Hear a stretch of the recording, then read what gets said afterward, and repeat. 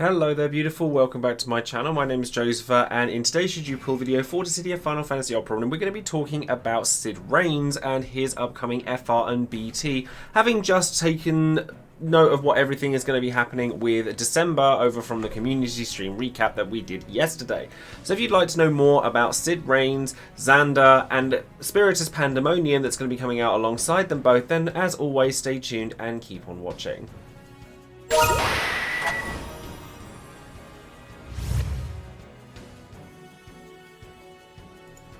Before we get started, of course, don't forget to check out all of my social media links down in the description box below.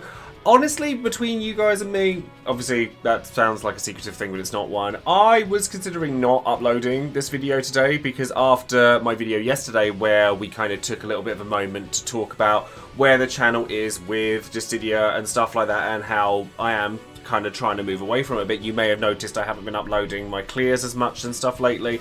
I got quite a lot of sort of comments going, oh yeah, but he's just going to go back to his comfort zone and such, and things like that. I was like, oh, I can't wait to see how he does without Dissidia. And that's kind of taken its toll a little bit, and honestly, like, I can ignore haters to a certain extent, but it's the good people that I've met that I worry about. But that is neither here nor there. I just wanted to kind of voice that and kind of basically just say, yeah, it isn't a nice situation, but I hope that no one that watches these videos has an opportunity to feel how I feel, where you kind of feel like you have to do things, but if you go back to it, then people hold you accountable for that kind of stuff, so it's very touch and go at the moment, but I know that there are a lot of people that do enjoy these videos, so for the time being, I am going to upload what I can when I can, so thank you very much for watching in advance.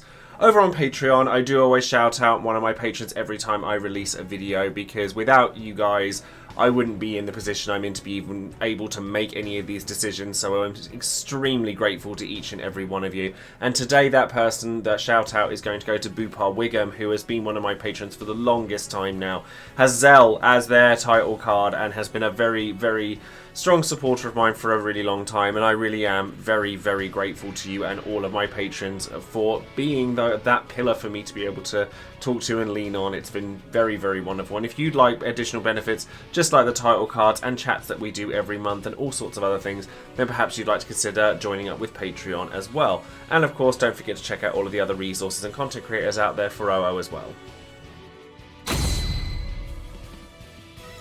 So let's start by taking a look at this banner then, shall we? Or the pair of banners that we have coming out here. So we have two coming out. So the first one that we have to talk about here is going to be Cid Raines' own one, which is going to feature all of his gear, including his brand new BT and FR, and will also feature Lulu and Layla LDs if you missed them the last time around. And then the other banner will feature Emperor's BT instead of Cid Raines. The only Cid Raines weapon here will be his FR.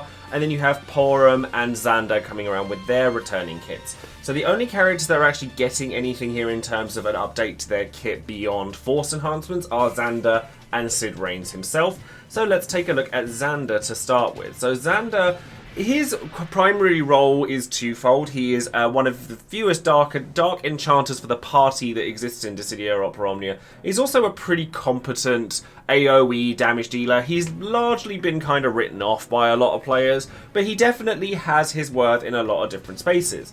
With his rework, he gets additional uses of both of his skills. He also gets splash damage added to those skills, which is actually relevant to his kit, considering that his Circus Tower buff, when it's used accordingly, increases the amount of splash damage that he deals. So you'll get a lot more damage from Libra Combo and Quagga from those particular stacks. His LD buff now makes it so that he gets 5 HP dumps. Of course, he gets more HP dumps on Quagga and Libra Combo as well. So he's hitting 5 times and deals 50%, which can get increased to 100% HP splash damage 3 times as well. And then when dealing weakness damage, Stolen Bravery up, so similar to other characters like him, like Golbez, he gains more bravery than the damage he deals. His EX also gets reworked here so that he gets additional HP attacks on that, so 5 HP attacks on that, and he also gets to start with his EX gauge maxed out, which is actually very relevant for him, because when using Meteor, you get his Pall of Darkness buff, which is also a stacking buff that increases the recast rate of his EX, so you're able to get that kickstart off when it comes to using that attack, and it also increases his Circus Tower buff by an additional stack as well, so you're able to get to your Dark Party enchant and that extra splash damage nice and quickly. Is he somebody I would go out of my way for at this point? No, probably not. But those who already have Xande might well find a use for him now that they didn't have before. And his LD call also grants Dark Enchant for the party and is the only way to do that. So if that's something that's appealing to you, then yeah, it might be nice to pick up. So now we're going to move on into Cid Raines' kit. So if I haven't said so already, big shout out to Midiu for their translations over on Reddit here. So Cid Raines gets additional skill uses of his skill 1 and his skill 2 as is expected from a rework these days. And if you haven't used Cid Raines before, his main thing is manipulating turn order so that he can launch enemies and get a large number of HP dumps during launch abilities because of his follow-up attack impact charge, which will then trigger while you're in a launch, so you're getting additional HP dumps on that. So the interesting thing here is that Cid Raines at face value doesn't actually look like he gets a lot here. So he only gets a couple of HP dumps added on. He gets 2 HP dumps on Ruinga Storm, 2 HP dumps on Cavalry Rush, 4 on Heavenly Fist, which is his LD attack, and his LD EX are also very, very poignant for their ability to, or his EX certainly is for being a party-wide Dispel and a party-wide Cleanse. So that's a really nice thing to take note of here as well. And then Heavenly Fist Extend basically makes it so that you start with the LD buff from that as well. So the I2 will challenge my fate, which makes it so that your party does more HP damage during knockbacks and gives you the Impact Strike Plus. And then his Seraphic Ray also just does more splash damage. Doesn't have any additional. It doesn't have any additional HP dumps on there at all. So you get 4 on there, and then you're obviously going to get your extra dumps during the launch as well. But his FR and his BT are very new, and they are very poignant. So his FR pairs him up with Vayne, which already gives him a plus in my book.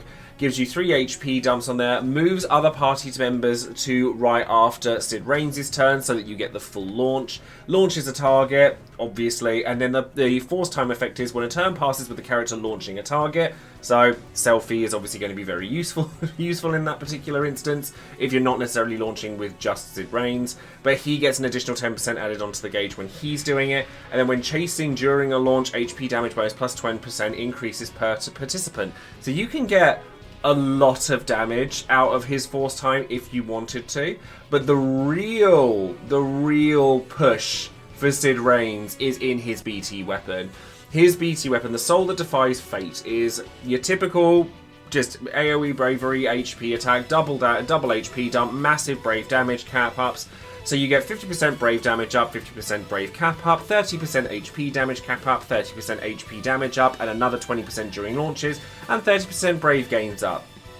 Pretty generic stuff, but it's all expected at this point in time. However, what he does get is he changes Impact Strike, whether it be the plus variant or not, into Seraphic Charge instead, which is a 7 HP dumping attack at the end of every launch, as opposed to a 3 HP dumping attack at the end of HP launch. Suffice to say, this increases his damage pretty gosh darn heavily, considering that he gets that after every single one of his attacks because he's always going to be launching. Obviously, against an enemy that's resistant to launching, he's not going to do the job, but his damage in any situation where he is good is going to be astronomical. Like, you know, this is pretty par for the course at this point. Every BT character that comes out has something about them that's pretty ridiculous. And honestly, Cid Raines' LD call is still so good because of the ability to make use of it during another character's burst phase.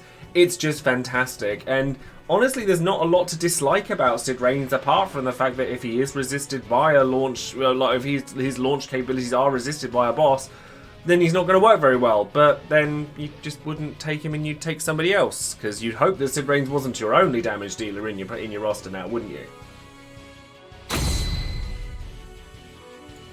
Okay, so now let's talk about the event that comes along with Cid Raines' BT, and it's going to be another Spiritus fight, which A, means we're going to be getting a boatload of resources, and we love that. So if you remember what we did with Spiritus Brothers and having to use various different sort of types of characters within the fight to then get the keys to unlock chests for the resources, very similar fare here. And it also means that we're going to be getting a Spiritus fight. So much like the one that we did for Brother Spiritus, we're going to be fighting a larger boss that's not actually the summon involved here. So we're not fighting Pandemonium, we're fighting the Ancient Guard instead. And your graded, basically, like, depending on how far you get through the fight, and you need to, if you want the S rank and all of the sort of bonuses that come with it, then you need to beat the Ancient Guard within 65 turns. So, this boss is listed as one of the harder bosses within sort of, you know, Shinryu era, and the main reason for that is how restrictive it is on your party composition. The fight itself is not as complicated as you might be led to believe. However, there are some mechanics in there that you're going to want to bear in mind. So, first things first, resists physical damage. Does resist physical damage. Doesn't mean you can't take physical damage. Dealer like Tifa, who relies really heavily on brave gains just as much as actually dealing damage. But it's something that you might want to bear in mind. The boss is also weak to wind as well, so that's something that you can take note of if you wanted to take the likes of Dorgan for something like that. But you're expected to take magic damage here. So, within its 200 million HP damage pool, once it goes below 90%, it will change its next turn to heal itself like pretty much completely and remove all debuffs, but you have to deal 10% damage and get it under 80% in order to cancel that mechanic and make it so that you get your D grade. Once it's done that and you get under 60%, it then summons 2 Gaia Force enemies like ads, which will then delay you with their attacks, and while those enemies are alive, the Ancient Guard has HP damage resist, so you can either push through that and just force your way in, or you can take out the Gaia Forces first, but they also have reduced HP damage taken unless it's during a launch. And from this point onwards in the fight as well, if you take 10 turns before the Ancient Guard does, so like spamming like turns with your Terrors, your Tiduses, etc., then it will put up a yellow aura that makes it so that it doesn't take any damage until it then gets a turn. If you do defeat the Gaia Force enemies at this point, then it will reduce the amount of HP damage resist that the boss has, so you can then go to town on it. However, from 19% onwards and all the way until the boss is KO'd, the only way to really deal damage to it is during launches. So it has massive HP damage resist, not completely taking it down to 0. There are videos on YouTube of people using no launches to beat this boss, which is very commendable. It's definitely not how I'm going to be doing it. But you are expected to deal launch damage in order to make it so that the enemy is KO'd. And it also frames its turn, so you can't delay it in any way, and every turn that it takes will be an AoE Brave HP attack that inflicts paralysis on you. So you're going to want your Raijin calls, you're going to want some way of like stopping those debuffs because the 10 turn clause is still in effect while this is going off.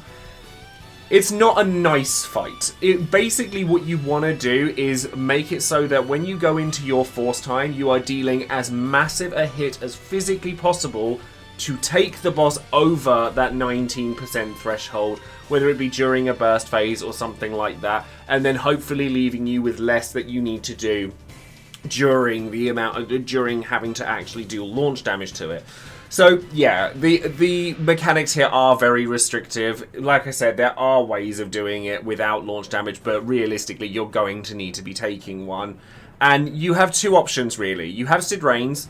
Obviously, he's going to deal very large amounts of damage with his BT, thanks to his new Seraphic charge. Or you can take Selphie, who is almost certainly going to be your primary other option when coming to doing a fight like this, because her launch damage is so consistent, because she's able to make it so that the enemy is just delayed or pushed further back. She can charge your FA, R gauge, she can do all of that, so she's going to be absolutely imperative here.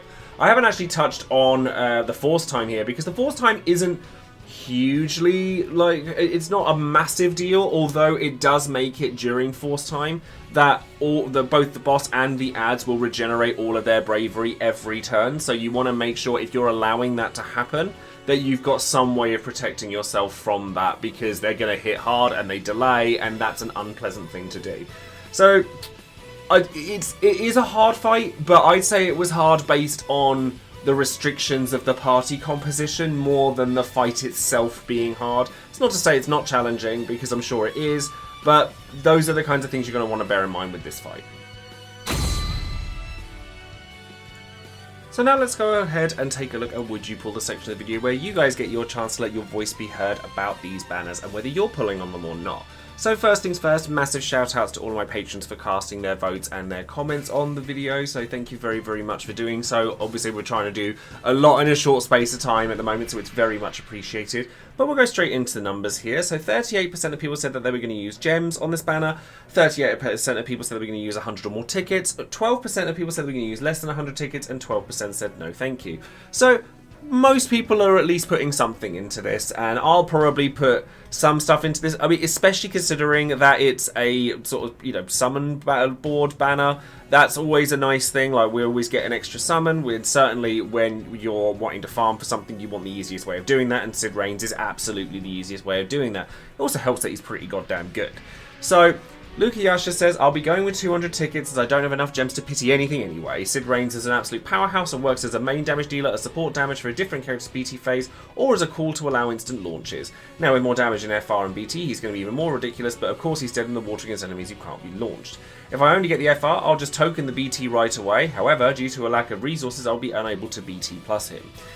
I'm not sure I would token a BT I couldn't invest in, personally. Like, I mean, there are free pulls across all of the banners when it comes to Cid Raines and all of the stuff that comes along with him, so maybe hold off. Certainly if you're not able to use the books and the ingots on it, maybe hold off until the end of the batch, because you never know what might happen with a free pull. A number of times I've seen that happen and people get disappointed that happens. Then I would only suggest that you do that. You don't have to do Pandemonium day one if you don't want to. I actually didn't do Sellers' event day one, and it was actually quite refreshing to be able to kind of leave it for a while and then come back to it later. So let me know in the comments actually, like, do you go back to an event sort of later on, or do you always aim to get it done on the first day? And then Kellen says, Cid Raines has always been consistent in this game. I said it long ago during the Defendia Plus era. He just makes life easier. Now in an era where everything feels easy, it just feels like more of the same. It doesn't mean he's bad by any means, it just means I'm less inclined to go for his FRBT just because I have a team that can counter the event he represents. That said, I'll still likely spend 100 tickets or so. There isn't a lot in this batch that I want, but Cid Raines is someone that's always been good to me and I like using him. So for me, it's worth a shot. Yeah, like, I mean, I'm going to say this now. The vast majority of the comments that I've been getting on my polls for Patreon, like for would you pull, etc., are kind of reinforcing my opinions on the game. Again, if you want to know where I'm at with it and all that, then you can go back and watch the video I uploaded yesterday. But a lot of this sort of, the game's really easy, everything feels the same. A lot of these sort of comments are coming at me on a daily basis, so while I understand that people who still love the game might think that I might be unnecessarily negative, it's not an intentional thing. It's just an energy that I'm around on a daily basis, and it's something that I'm obviously going to take into account when I'm talking about these things and reporting on them. And then lastly, Cobal's also said, gotta get Cid Raines for them Cid gains. He's always been absurdly powerful, but now he's absurdly powerful in a sea of absurdly powerful friends. Still probably go for him. I've got to spend this mountain of resources or something before the game finally shuffles off this mortal coil. I'm trying. I'm trying to stay positive with this stuff. I really am. And I do understand where people are coming from with it. And, you know, I guess with the way that this is all going, I guess all I'm hoping for is that people empathize. I don't necessarily want people to kind of, like, sympathize or anything like that. I guess it's just when a game, your whole kind of career is based on one thing, it's very hard to move away from it. Trust me, I am looking at that direction. I have been wanting to. But please don't hold it against me to make videos for this game where, even though it is suffering, and I am suffering as a result of that, because at the end of the day, it would all be sunshine and rainbows if I made another video and I got the same viewer count I was getting for Dissidia a year ago and I could survive off that. But unfortunately, that's not necessarily the case, and it's something that I have to work towards. So please do be mindful of that, and I appreciate you endlessly for being so. But he is very good. Cid Raines is very good. There's no two ways about it, but it's true. Everybody kind of is now. So, let's ask the big question then, shall we? Should you be pulling for Cid Raines? Well, Cid Raines is really good. Like, really, really good. But you'll probably have to invest pretty heavily into him if you want to get the most out of him. Because that Seraphic Strike is attached to his BT. And, don't get me wrong, he's fine without his BT, but you're probably not going to use him without it. You can go for his FR, and then you'll get decent sort of stuff out of him for like percentage gains, etc. But without that 7 HP dumping attack, you're not going to use him over another damage dealer, realistically. So that by no means do you absolutely have to have Cid Raines. But if you do, he does have nice auras. He has a really strong EX that delays and cleanses and dispels and does all of the things that you like. And there's a lot of really nice things to like about Cid Raines. And launching is just powerful. It always has been, and it always will be. It adds 2 HP dumps onto any attack you do, unless you're Cid Raines, in which case it's 9. And then also adds a percentage amount of damage on top of the end of it. That's never not going to be good, provided you can at least hit the enemy with it. If an enemy outright resists launching, you're not taking Cid Raines to it. You're just not. And because so many of us have Selfie, she is the sort of character that is going to come around and she's just there for launching. So it takes a lot for a character to be able to go toe-to-toe with Selfie when it comes to launch capabilities. But Cid Raines does a pretty darn good job of it, if you're willing to invest into him to get there. So that's going to be all for today's video, and yes, it is a should you pull video for Dissidia, despite the fact that I said that I didn't want to end up coming back into my comfort zone again. So all I ask, as I said earlier, is that you try to be mindful of the situation as a whole. I am working my hardest. I'm spending every waking moment where I'm not working or just otherwise engaged, trying to build up myself as a better content creator so that I'm able to provide you guys with the best content that you deserve. And I have been releasing a lot of videos outside of Dissidia recently as well. Like, do feel free to have a look at my Should You Play series for updates on all the recent releases from Square Enix, and we have Crisis Core coming up very soon as well. I'm very much looking forward to Callisto Protocol. So let me know if you guys want to hear some sort of horror stuff from me, because Dead Space is actually one of my favorite games ever. So to see that Callisto Protocol, followed by Dead Space, followed by Resident Evil 4 is going to be a thing, I'm living. I'm very, very here for this. So let me know if you guys want to see stuff like that from me in the future. And honestly, any ideas that you might have for things that you might want to see in the future from me would be lovely. Just try to keep it away from the gacha stuff, because everyone always suggests more gacha, and I really don't want it to be more gacha. Let me know what you guys think of that. Thank you ever so much for watching. Don't forget to like the video, subscribe to the channel, and click the bell for more notifications on any other videos I'm making. And I will see you later, beautiful. Take care.